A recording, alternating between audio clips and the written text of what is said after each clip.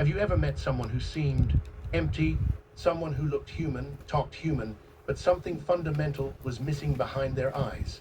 What if that unsettling feeling you experienced was actually your soul recognizing that theirs wasn't there at all? This isn't science fiction. This isn't a horror story. This is one of the most controversial and disturbing revelations that came through the groundbreaking work of Dolores Cannon, one of the most respected hypnotherapists and researchers in the field of metaphysics and past life regression. Through decades of working with thousands of clients in deep hypnotic states, she uncovered something that challenges everything we think we know about consciousness and humanity itself. Today, we're diving deep into one of Dolores Cannon's most unsettling warnings: the existence of people walking among us who have no soul. And more importantly, she provided specific ways to identify them. This information could completely change how you view the people around you, from colleagues to family members, from strangers on the street to people you've known your entire life. If you're ready to explore this profound and potentially This method allowed her to access the deepest levels of her client's consciousness, what she called the subconscious or the higher self. Through this work, she didn't just explore past lives or future possibilities. She gained access to information about the very nature of reality, consciousness, and the human experience on Earth.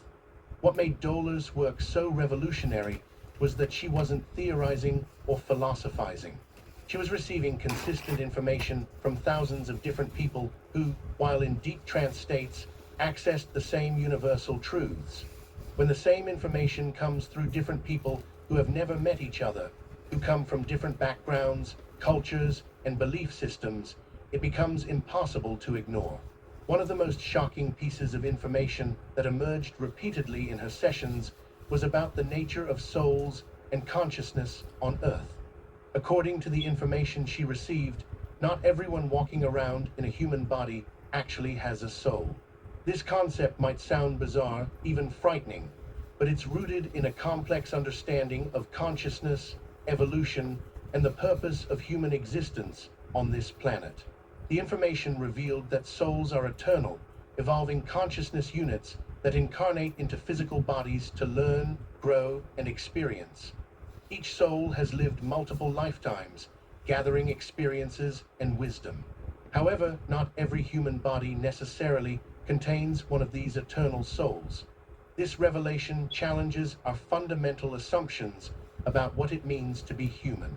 But before we go further, let's understand what Dolores meant by soul in term resonates with you. Now here's where it gets really interesting and perhaps uncomfortable.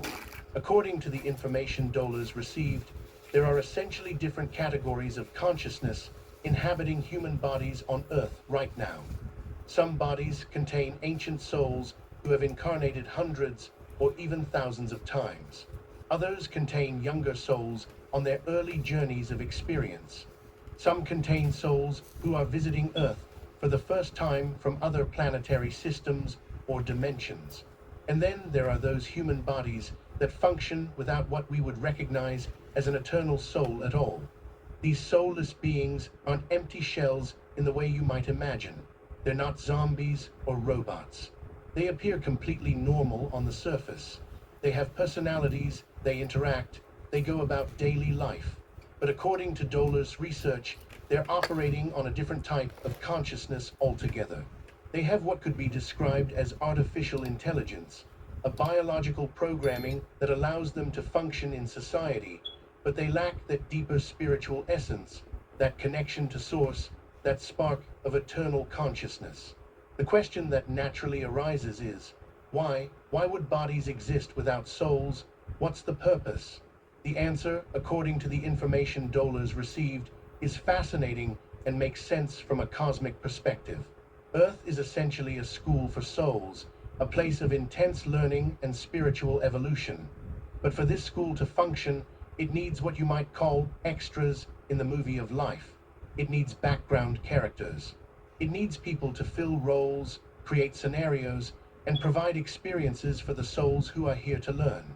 Think of it like an elaborate simulation or a massive role-playing game designed for spiritual growth. You can't have a functioning human society with just a few souls. You need cities full of people, workplaces, schools, families, communities. These soulless beings serve the purpose of creating a believable, functional human experience. They're not evil or malicious in their nature. They're simply fulfilling a necessary function in the grand design of Earth's spiritual school. Share in the comments an experience and imperfectly because they're designed to.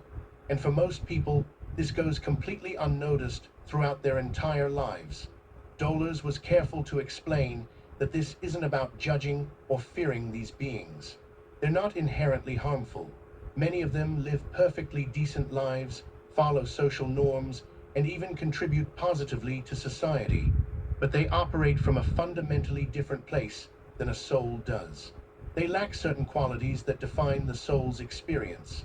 The deep yearning for meaning, the spiritual seeking, the profound capacity for unconditional love, the drive for growth and evolution beyond mere survival and comfort. So how do you identify them? Dolores provided several indicators based on the consistent information that came through her thousands of sessions. And once you understand these signs, you might start seeing the world around you in a completely different light. The first and most significant indicator is their eyes. People often say the eyes are windows to the soul, and in this case, it's literally true. When you look into the eyes of someone with a soul, there's a depth there. There's a presence. You can sense the eternal consciousness looking back at you, even if you can't articulate what you're perceiving. With soulless beings, the eyes appear different. They might be perfectly functional, even attractive, but they lack that depth. There's a flatness, an absence of that inner light. It's subtle, and most people never consciously notice it, but on a soul level, you can feel it. Have you ever met someone and felt immediately uncomfortable, despite them being perfectly polite and normal? Or conversely, have you ever locked eyes with a complete stranger and felt an instant, profound connection? These experiences are your soul recognizing another soul or noting its absence. Trust those instincts. They're more accurate than your logical mind gives them credit for. The second major indicator is their emotional range and depth. Soulless beings can certainly display emotions. They laugh, they cry, they get angry. But there's a quality to these emotions that's different. They're more surface level, more reactive, more programmed. They lack the profound depth of feeling that comes from a soul's experience. They might cry at a sad movie because that's the appropriate response, but they won't have the deep, existential grief that a soul experiences when contemplating loss and impermanence. They might get angry when something goes wrong, but they won't have the moral outrage that comes from a soul's understanding of injustice and suffering. Watch how people respond to art, music, or nature. A soul will be moved by beauty in a way that transcends intellectual appreciation. They'll feel something profound, something that connects them to the universe itself. A soulless being might recognize that something is beautiful and say all the right things, but that deep, spiritual connection won't be there. The third indicator is their relationship with growth and change. Souls incarnate on Earth specifically to grow and evolve. They're driven by an inner need to become better, to understand more, to expand their consciousness. This manifests in many ways: a constant questioning of reality, a seeking of deeper meaning, a willingness to face uncomfortable truths about themselves, a drive to heal and transform. Soulless beings don't have this drive. They're perfectly content remaining exactly as they are. They follow social programming, do what's expected, and never really question the deeper nature of their existence. They're not resistant to change in an emotional way. They simply don't have that inner push toward evolution. They can learn new skills for practical purposes, but they're not interested in spiritual growth or self-discovery. If this message touched your soul, in pain, they feel it. When they experience hardship, they search for meaning in it. They ask, what is this teaching me? How can I grow from this? Soulless beings can certainly feel discomfort and want to avoid pain, but they lack that deeper processing. They might help someone because it's socially expected or because it serves them in some way, but they won't have that gut-level response of shared humanity. They might intellectually understand that suffering exists, but they're disconnected from the profound spiritual implications of it. The fifth indicator, and this is a big one, is their relationship with love. Souls have the capacity for unconditional love because they're connected to Source, which is pure love. They can love despite flaws, mistakes, and differences. They can forgive profoundly. They can access compassion for even their worst enemies because they understand, on a soul level, that we're all connected, all part of the same consciousness, having different experiences. Soulless beings can certainly form attachments. They can prefer some people over others.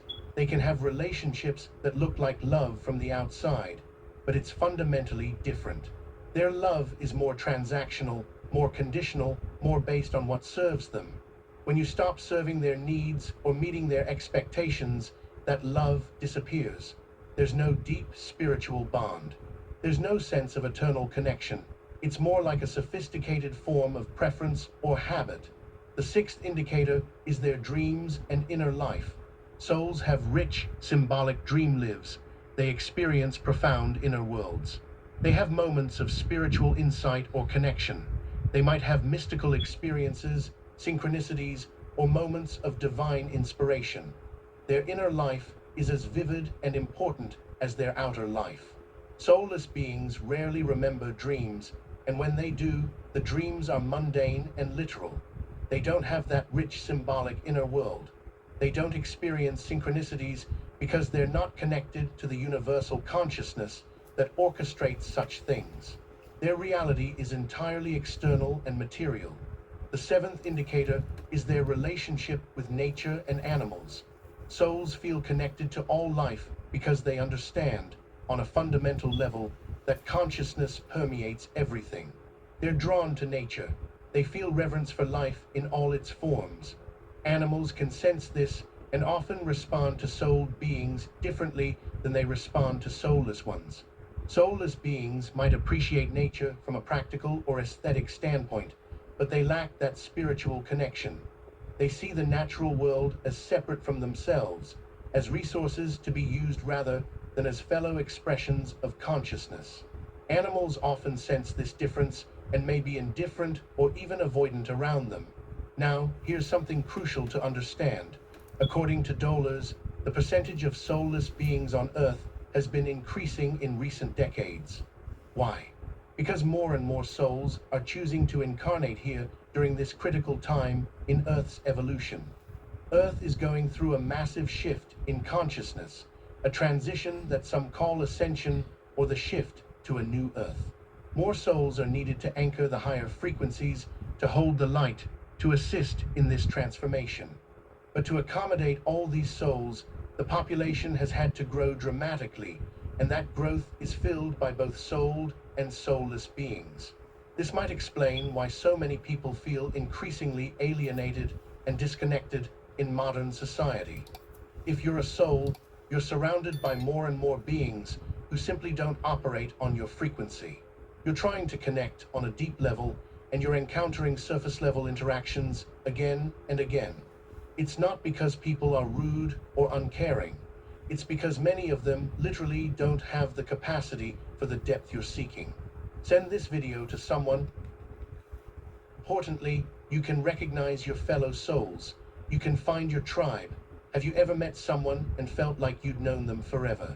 Like you understood each other on a level that defied logic? That's soul recognition. Those are your people.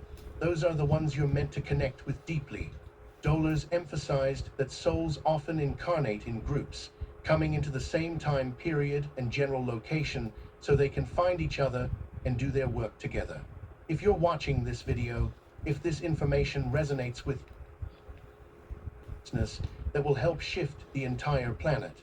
According to Dollars research, we're in unprecedented times. The veil between dimensions is thinning. More and more people are waking up to their true nature as eternal souls. The old systems and structures built on materialism and control are crumbling. A new paradigm is emerging, one based on consciousness, connection, and unconditional love. But this transition isn't easy. It requires souls to step up, to do the hard work of healing and transformation, to face their shadows and transcend their egos. It requires discernment to navigate a world populated by both souled and soulless beings. It requires faith to trust the process even when the outer world seems chaotic and dark. Here's something else Dolers discovered. Souls can become temporarily unplugged or disconnected from source. When a soul experiences severe trauma, addiction, or becomes completely identified with the ego and materialism, they can lose their conscious connection to their soul essence. They start functioning more like a soulless being, even though the soul is still there, just dormant or suppressed. The good news is that this is reversible. Through spiritual practice, healing work, and conscious intention, these souls can reconnect with their essence. This is often what's happening during what we call spiritual awakening. It's not that someone suddenly gets a soul.